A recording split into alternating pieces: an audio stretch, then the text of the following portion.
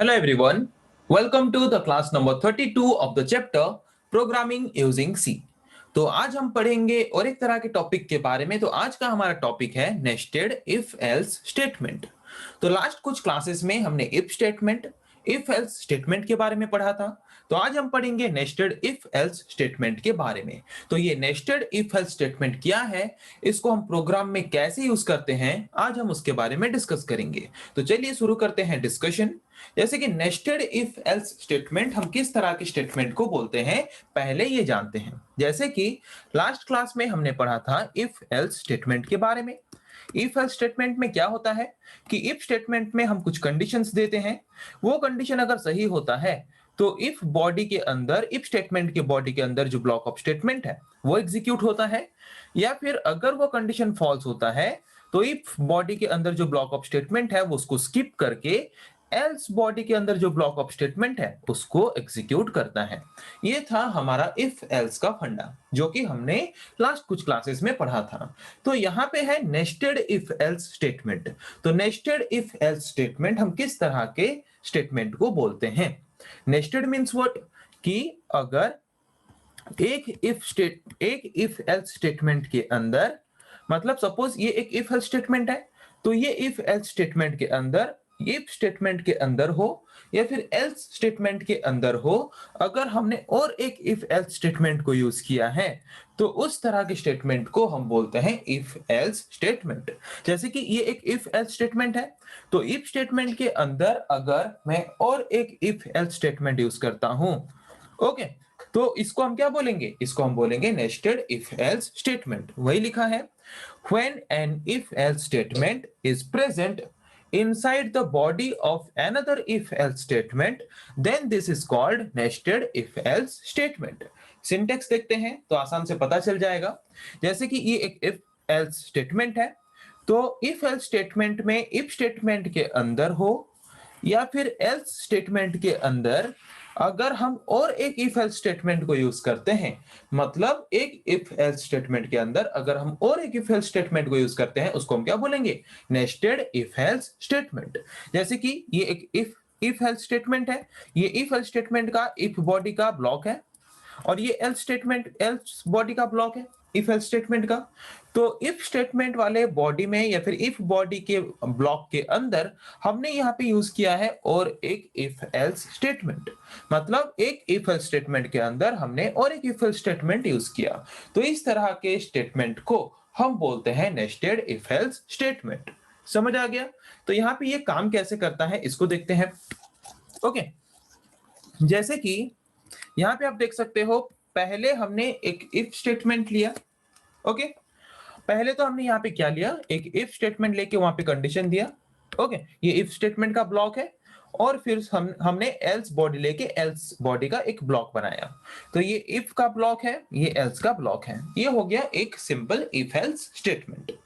ये जो if statement है उसके अंदर हमने और एक इफ एल्स स्टेटमेंट लिया।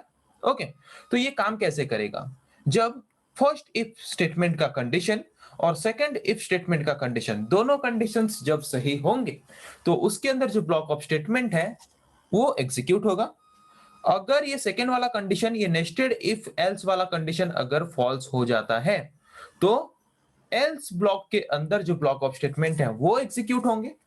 और अगर ये फर्स्ट में जो कंडीशन है, शुरू में ही अगर कंडीशन गलत हो जाता है तो वो उसको और अंदर जाने की परमिशन देगा ही नहीं, क्योंकि अगर कंडीशन फॉल्स हो जाता है तो उसके पर्टिकुलर ब्लॉक के अंदर जो ब्लॉक ऑफ स्टेटमेंट होते हैं वो स्किप हो जाते हैं, वो उसको एग्जीक्यूट नहीं करता हमारा प्रोग्राम।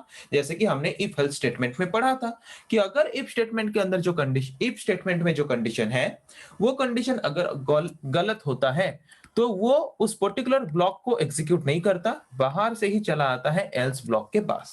वैसे ही अगर इफ स्टेटमेंट का ये शुरुआत वाला ही कंडीशन गलत हो जाए तो वो और अपने ब्लॉक के अंदर एंटर ही नहीं करेगा, सीधा आ जाएगा एल्स ब्लॉक के पास और एल्स ब्लॉक के अंदर जो ब्लॉक ऑफ स्टेटमेंट है उसको एग्जीक्यूट करेगा। ये है syntax nested if else statement का। ओके, तो इसको फ्लो डायग्राम के थ्रू समझने की कोशिश करते हैं। जैसे कि फर्स्ट मैंने लिया एक if statement, if condition. Okay, तो फर्स्ट इफ स्टेटमेंट का अगर कंडीशन सही है तो उसके अंदर जो मैंने लिया है दूसरा इफ स्टेटमेंट, उसका कंडीशन फिर चेक करेगा, नेस्टेड इफ का कंडीशन चेक करेगा। एक इफ स्टेटमेंट के अंदर अगर मैंने और एक इफ स्टेटमेंट यूज किया उसको हम बोलेंगे नेस्टेड इफ। तो फर्स्ट इफ स्टेटमेंट की कंडीशन को चेक करने के बाद अगर वो कंडीशन सही है, ट्रू है, तो उसके अंदर जो नेक्स्ट हमने इफ स्टेटमेंट में कंडीशन लिया है, जिसको कि हम नेस्टेड इफ कंडीशन बोलते हैं, उस कंडीशन को चेक करेगा। अगर दोनों ही कंडीशंस ट्रू हैं तो एग्जीक्यूट करेगा किसको, कौन से स्टेटमेंट को एग्जीक्यूट करेगा, नेस्टेड इफ वाले बॉडी के अंदर जो ब्लॉक ऑफ स्टेटमेंट है उसको एग्जीक्यूट करेगा। जैसे कि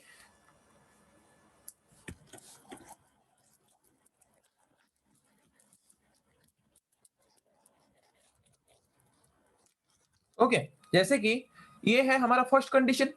फर्स्ट कंडीशन अगर ट्रू आता है तो अंदर आएगा, नेक्स्ट जो कंडीशन है उस कंडीशन को चेक करेगा, वो भी अगर ट्रू आएगा, दोनों कंडीशन अगर सही है, तो ये जो सेकंड नेस्टेड इफ वाला जो ब्लॉक है या फिर नेस्टेड इफ वाला जो बॉडी है, उसके ब्लॉक के अंदर जो ब्लॉक ऑफ स्टेटमेंट्स हैं, उन ब्लॉक ऑफ स्टेटमेंट को एग्जीक्यूट करेगा हमारा प्रोग्राम, अगर दोनों कंडीशन सही होते हैं तो। और अगर ये अंदर वाला कंडीशन गलत हो जाता है, मतलब अगर नेस्टेड इफ का कंडीशन जो है वो अगर फॉल्स हो जाता है, तो किसको एग्जीक्यूट करेगा, नेस्टेड एल्स बॉडी के अंदर जो ब्लॉक ऑफ स्टेटमेंट है उसको एग्जीक्यूट करेगा। मतलब ये है नेस्टेड इफ, तो नेस्टेड इफ का जो कंडीशन है वो अगर गलत होता है तो नेस्टेड इफ के बॉडी के अंदर वो और नहीं जा सकता, बाहर से ही आ जाएगा नेस्टेड एल्स बॉडी के पास, और नेस्टेड एल्स बॉडी के अंदर जो ब्लॉक ऑफ स्टेटमेंट है उसको एग्जीक्यूट करेगा। कब, जब नेस्टेड इफ का कंडीशन क्या होगा, फॉल्स होगा। ओके, ये तो एक केस हो गया। और एक केस क्या है कि अगर स्टार्टिंग में ही जो इफ कंडीशन है, स्टार्टिंग में ही जो इफ स्टेटमेंट है उसका कंडीशन अगर शुरू से ही गलत हो जाता है, मतलब शुरू से ही अगर फॉल्स हो जाता है, जैसे कि शुरू में हमने जो यहाँ पे इफ स्टेटमेंट लिया है इसका कंडीशन अगर शुरू से ही गलत हो जाता है, तो उसके बॉडी के अंदर वो जा पाएगा क्या, नहीं, सीधा बाहर से जंप करके आ जाएगा एल्स बॉडी के पास, और एल्स बॉडी के अंदर जो ब्लॉक ऑफ स्टेटमेंट है उसको एग्जीक्यूट करेगा। वही लिखा है कि अगर यहाँ पे इफ कंडीशन शुरू में जो है वो अगर गलत हो जाता है या फिर वो अगर फॉल्स हो जाता है, वो डायरेक्टली एल्स ब्लॉक के पास चले आएगा, एल्स बॉडी के पास चला आएगा, और उसके अंदर जो कोड है, उसके अंदर जो ब्लॉक ऑफ स्टेटमेंट है उसको एग्जीक्यूट करेगा। ओके, उसके बाद ये खत्म होने के बाद फिर हमारा जो इफ एल्स स्टेटमेंट है, इफ एल्स स्टेटमेंट खत्म होने के बाद, इफ एल्स के सारे ब्लॉक्स खत्म होने के बाद, उसके बाद नेक्स्ट अगर कोई स्टेटमेंट है उनको फिर एग्जीक्यूट करेगा हमारा प्रोग्राम। तो ये है हमारा नेस्टेड इफ एल्स स्टेटमेंट का ब्लॉक डायग्राम, जिसको अभी हमने समझा। तो अभी इसको हम एक एग्जांपल के थ्रू समझने की कोशिश करते हैं। जैसे कि मैंने यहाँ पे एक सिंपल एग्जांपल लिया है कि एक सी प्रोग्राम मैंने यहाँ पे लिखा है ये चेक करने के लिए कि एक नंबर 6 से डिविजिबल है कि नहीं। यूजर एक नंबर इनपुट करेगा, उस नंबर को हम चेक करेंगे कि वो नंबर डिविजिबल है कि नहीं 6 के द्वारा, by using nested if else statement, nested if else statement को यूज करके। ओके, तो देखते हैं प्रोग्राम क्या है। ये नॉर्मली हमारा जो हेडर फाइल्स हैं जिसको हम प्रोग्राम में लिंक करते हैं लिंक सेक्शन में, उसके बाद आता है मेन फंक्शन। मेन फंक्शन के अंदर मैंने लिया एक वेरिएबल डिक्लेयर किया, जिस वेरिएबल में मुझे वैल्यू यूजर से इनपुट लेना है। उसके बाद मैंने यूज किया क्लियर स्क्रीन फंक्शन। उसके बाद मैंने यूजर को बताया कि अभी आपको n का वैल्यू एंटर करना है। ओके, जो वैल्यू यूजर एंटर करेगा वो वैल्यू n वेरिएबल के एड्रेस में जाके स्टोर हो जाएगा। स्टोर होने के बाद हमने यूजर से वैल्यू ले लिया। अभी हम यूज करेंगे conditions by using different type of decision making structure और डिसीजन मेकिंग स्टेटमेंट। ओके, तो यहाँ पे मैंने पहले लिया इफ स्टेटमेंट और उसके अंदर कंडीशन दिया if n mod 2 equals to 0। अगर जो नंबर यूजर ने इनपुट किया है वो नंबर 6 से डिविजिबल है कि नहीं, अगर हमें नेस्टेड इफ एल्स यूज करके चेक करना है तो 6 2 से भी डिविजिबल होना चाहिए, जो नंबर 6 से डिविजिबल होगा, और 3 से भी डिविजिबल होना चाहिए, मतलब 2 and 3 दोनों से अगर वो नंबर डिविजिबल हो रहा है, मतलब हम कंफर्म हो जाएंगे कि वो नंबर 6 से डिविजिबल हो जाएगा। ओके, तो फर्स्ट कंडीशन मैंने रखा कि उस जो नंबर यूजर ने इनपुट किया है वो नंबर 2 से अगर डिविजिबल होके उसका रिमाइंडर अगर 0 आ रहा है, मतलब हमारा कंडीशन क्या है, ट्रू है। और अगर कंडीशन ट्रू है तो वो अपने बॉडी के अंदर जाने देगा प्रोग्राम को। ओके, बॉडी के अंदर आने के बाद फिर से हमने और एक इफ स्टेटमेंट यूज किया है। उस इफ स्टेटमेंट के अंदर हमने कंडीशन दिया है कि n mod 3 इक्वल्स टू 0। जो नंबर यूजर ने इनपुट किया है वो 3 से डिविजिबल होकर उसका रिमाइंडर 0 आ रहा है कि नहीं। अगर ट्रू है, अगर 2 से भी डिवाइड करके रिमाइंडर 0 आ रहा है, 3 से भी डिवाइड करके अगर रिमाइंडर 0 आ रहा है, मतलब यहाँ पे हमने कंफर्म हुआ कि नंबर 6 से डिविजिबल है। तो हमने वहां पे क्या प्रिंट किया कि इट इज डिविजिबल बाय 6।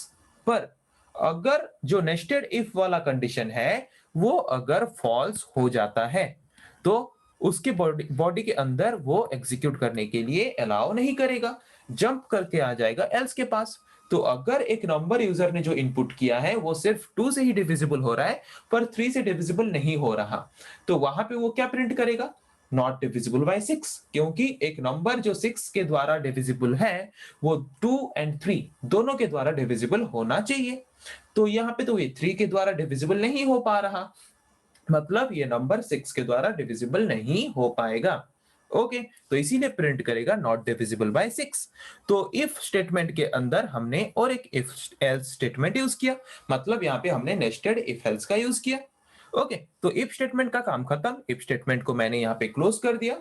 अगर इफ स्टेटमेंट का जो फर्स्ट कंडीशन है n mod 2 इक्वल्स टू 0, अगर मैं एक नंबर जो यूजर ने इनपुट किया है उस नंबर को अगर मैं 2 से डिवाइड करता हूं और अगर उसका रिमाइंडर 0 नहीं आता, मतलब शुरू से ही कंडीशन फॉल्स, शुरू से ही अगर कंडीशन फॉल्स हो गया तो अंदर तो और जाने हमें नहीं देगा प्रोग्राम एग्जीक्यूशन करने के लिए। इफ बॉडी के अंदर जो ब्लॉक ऑफ स्टेटमेंट है उसको तो एग्जीक्यूट करने हमें नहीं देगा, सीधा जंप करके आ जाएगा कहां पे, एल्स ब्लॉक के पास, और एल्स ब्लॉक के अंदर जो ब्लॉक ऑफ स्टेटमेंट है उसको एग्जीक्यूट करेगा।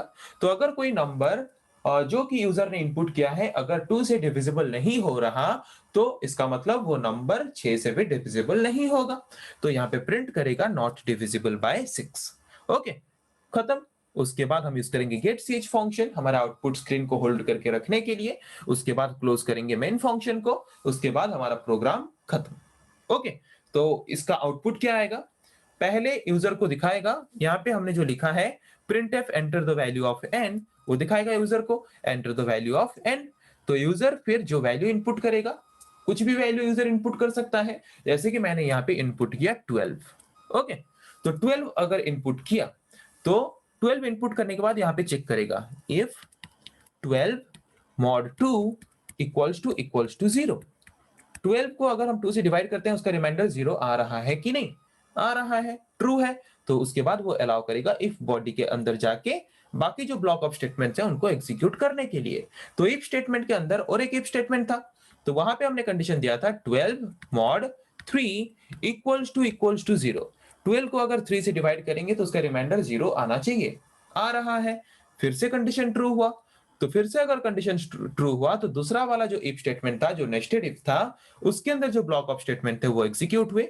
तो उसके अंदर ब्लॉक ऑफ स्टेटमेंट क्या था, printf फंक्शन को हमने वहां पे यूज किया था और उसके अंदर लिखा था कि डिविजिबल बाय 6। तो एक नंबर अगर 2 से भी डिविजिबल हो गया, 3 से भी डिविजिबल हो गया, तो यहाँ पे उसके अंदर ब्लॉक ऑफ स्टेटमेंट था कि डिविजिबल बाय 6, तो वहां पे उसने प्रिंट कर दिया डिविजिबल बाय 6। मतलब एक नंबर जो कि 2 और 3 दोनों से डिविजिबल है, यहाँ पे प्रिंट कर देगा वो नंबर डिविजिबल है 6 के द्वारा।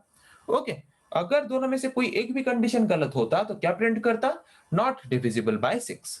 तो आई थिंक आप लोगों को समझ आ गया नेस्टेड इफ एल्स स्टेटमेंट क्या है, किस तरह के स्टेटमेंट को हम नेस्टेड इफ एल्स स्टेटमेंट बोलते हैं, उसका सिंटेक्स हमने देखा, उसको फ्लो डायग्राम के थ्रू उसको समझने की कोशिश की, एग्जाम्पल के थ्रू भी हमने उसको समझने की कोशिश किया।